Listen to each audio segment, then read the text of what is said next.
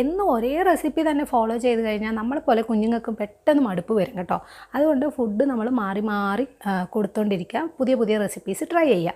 ഞാൻ ഇന്ന് എടുത്തിട്ടുള്ളത് മത്തനാണ്, അതുപോലെ പയറെടുത്തിട്ടുണ്ട്, കുറച്ച് ചോറിൻ്റെ അതായത് നമ്മളുടെ നുറുക്കരിയും കൂടി എടുത്തിട്ടുണ്ട്. ഈ അരിയുടെ അളവ് ഇത്ര കൂട്ടേണ്ട ആവശ്യമൊന്നുമില്ല കേട്ടോ, പകരം നിങ്ങൾക്ക് പരിപ്പൊക്കെ ചേർത്ത് ഉണ്ടാക്കാൻ കുറച്ചുകൂടെ നല്ലതാണ് കുട്ടികൾക്ക് കേട്ടോ. ഇത് വന്നിട്ട് ഞാനിത് എല്ലാം ചേർത്ത് കൊടുത്ത് മിക്സി എന്നാണ് പറയുന്നത്, കുക്കറിലിട്ടിട്ട് നന്നായിട്ട് വേവിച്ചെടുക്കുക.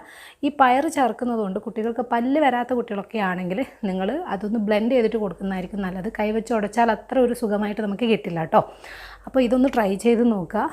ഇത്തിരി വെറൈറ്റി ഒക്കെ ആയിട്ട് വരികയും ചെയ്യും. മാത്രമല്ല പംകിൻ ചേർക്കുന്നതുകൊണ്ട് കോൺസ്റ്റിപ്പേഷൻ്റെ ഇഷ്യൂസ് നിങ്ങളുടെ കുട്ടിയൊക്കെ ഉണ്ടെങ്കിൽ അത് മാറാൻ ഇത് നന്നായിട്ട് ഹെൽപ്പ് ചെയ്യും. നല്ല ഫൈബറൊക്കെ അടങ്ങിയിട്ടുള്ള ഫുഡല്ലേ. ഒന്ന് ട്രൈ ചെയ്ത് നോക്കി അഭിപ്രായം അറിയിക്കാൻ മറക്കരുത്. സബ്സ്ക്രൈബ് ചെയ്യാനും മറക്കരുത്.